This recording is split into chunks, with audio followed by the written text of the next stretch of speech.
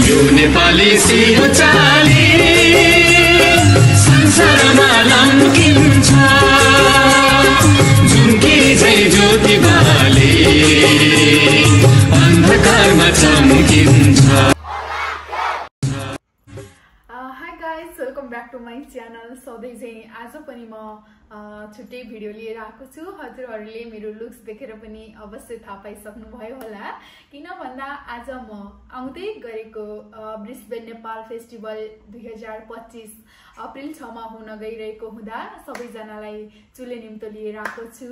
अस्ट्रेलियामा रहनुभएका आदरणीय आमा बुवा दाजुभाइ तथा दिदी बहिनीहरू सम्पूर्णलाई म अप्रिल 6 मा ब्रिस्बेनमा आएर हाम्रो कार्यक्रमलाई भव्य र सभ्यताका साथ सफल पार्नको लागि सम्पूर्णले सहयोग गर्नुहुनेछ भन्ने आशाका साथ यो भिडियो गराउन गइरहेकी छु।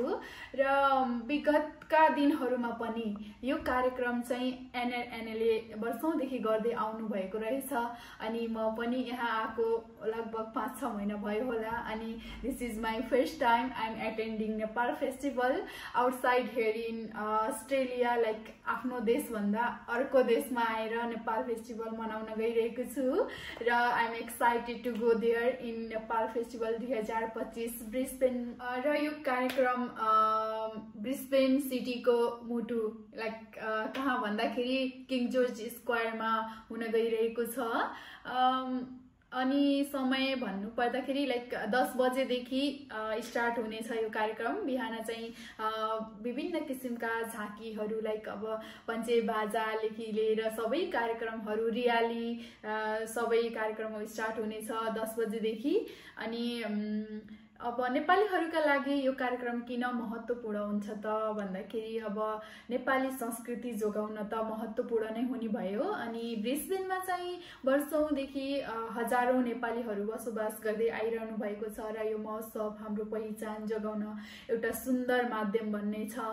अनि हाम्रो नृत्य, संस्कृति, वेशभूषा, भाषा अनि नेपालीपनलाई युवा पुस्तामा पुर्याउनको लागि पनि यस्ता कार्यक्रमहरू धेरै नै महत्त्वपूर्ण हुने गर्दछन्। कार्यक्रममा आकर्षकका चीजहरू के रहेका छन् त भन्दै गर्दाखेरि अब नेपाली खानाहरू त अवश्य हुने नै भयो र स्टलहरू पनि धेरै नै पाउनुहुनेछ हजुरले त्यहाँ आइसकेपछि। मोमोको स्टलहरू हुनेछ, चटपटेको स्टलहरू हुनेछ, अनि सेलरोटी, अब हाम्रो बटुकहरूको सबै किसिमका खानाका परिकारहरू पनि त्यहाँ हजुरहरूले पाउनुहुनेछ। अनि सांस्कृतिक नृत्य र सांगीतिक प्रस्तुतिहरू धेरै नै हुनेछन्। अनि नेपाली नृत्य समूहहरूको प्रस्तुतिहरू पनि हुनेछ। अनि पञ्चे बाजा अनि साँझको समयमा चाहिँ लाइभ म्युजिक हुनेछ त्यहाँ।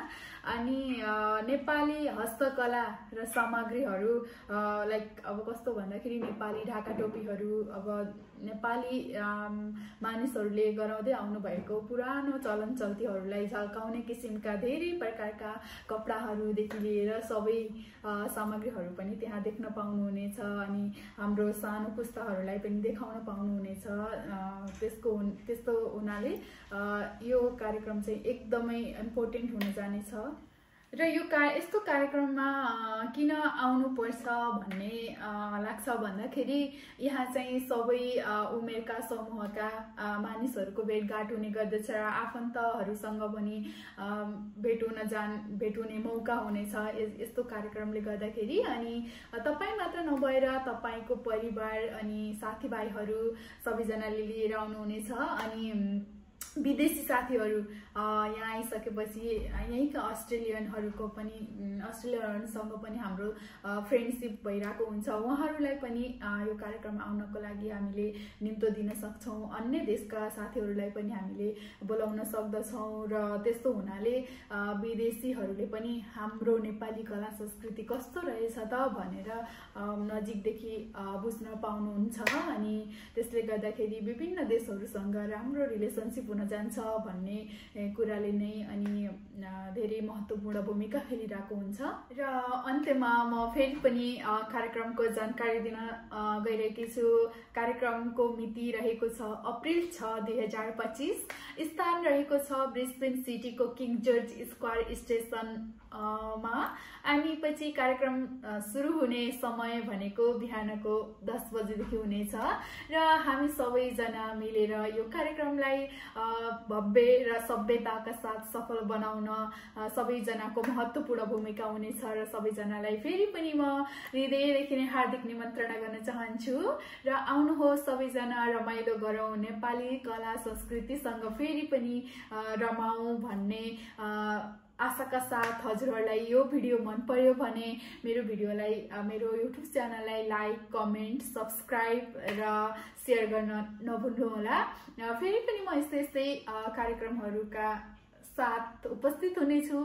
धन्यवाद। See you in the next one.